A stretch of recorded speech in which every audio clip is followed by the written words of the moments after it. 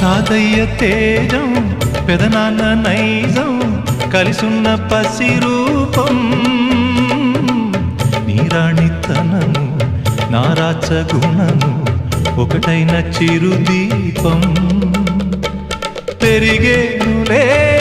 నాంసము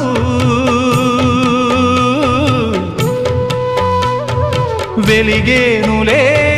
మా వంశము ఎన్నెన్నో తరములు తరగని యసములతో ఎన్నో